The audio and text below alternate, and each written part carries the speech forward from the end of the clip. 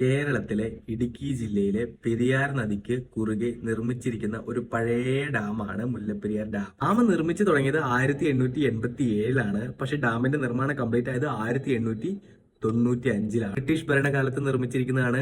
കല്ല് ചുണ്ണാമ്പ് ഒക്കെ വെച്ചാണ് നിർമ്മിച്ചിരിക്കുന്നത്. ഇന്നത്തെ കണക്കുള്ള മോഡേൺ ടെക്നോളജി അല്ല.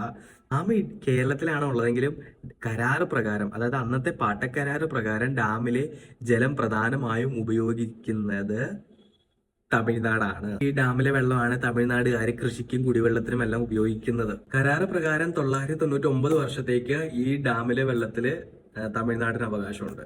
തർക്കം എന്താന്ന് വെച്ച് കഴിഞ്ഞാൽ ഈ ഡാമിന് 100 വർഷത്തിലേറെ പഴക്കമുണ്ട്.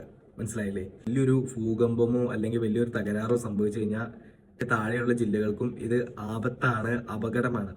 അതുകൊണ്ട് കേരളം പറയുന്നത് ഇവിടെ പുതിയൊരു ഡാം നിർമ്മിക്കണം എന്നാണ് പറയുന്നത്. തമിഴ്നാട് പറയുന്നത് ഈ പരിപാടി ഞങ്ങൾ ചെയ്യത്തില്ല, അറ്റകുറ്റപ്പണികളൊക്കെ നടത്തിയതാണ്, അതുകൊണ്ട് ഡാം ഇപ്പോൾ ഭയങ്കര സ്ട്രോങ് ആണ്, അതിനാൽ തന്നെ ഇനിയും ജലനിരപ്പ് 142 അടിയാക്കി ഉയർത്തണമെന്ന്.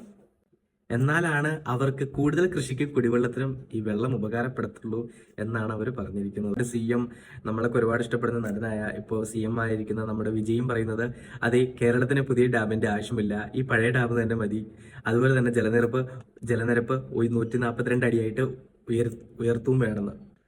അവരുടെ CM നോക്കുന്നത് അവരുടെ ജനങ്ങളുടെ കൃഷിക്ക് ആവശ്യമുള്ള വെള്ളം മാത്രമേ അവർ നോക്കുന്നുള്ളൂ. അല്ലാണ്ട് തമിഴ്നാട് CMന് കേരളത്തിലെ ജനങ്ങളോട് യാതൊരുവിധ ഒരു സ്നേഹമോ ദയോ ഒന്നും തന്നെ ഇല്ല.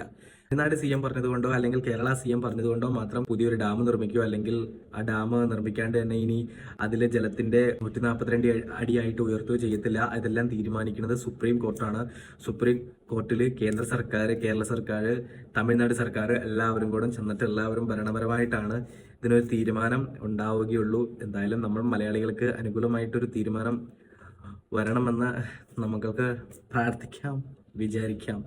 അപ്പോൾ ഈ സംഭവം എന്താണെന്ന് കറക്റ്റായിട്ട് അറിയാൻ പാടില്ലാത്ത ആളുകൾക്ക് വേണ്ടിയാണ് ഞാൻ ഈ പറഞ്ഞത്. അപ്പോൾ നിങ്ങൾക്ക് മനസ്സിലായി എന്ന് ഞാൻ വിചാരിക്കുന്നു. മനസ്സിലായില്ലെങ്കിൽ ക്ഷമിക്കണം. ചെറിയതൊക്കെ തെറ്റൊക്കെ ഉണ്ടേ.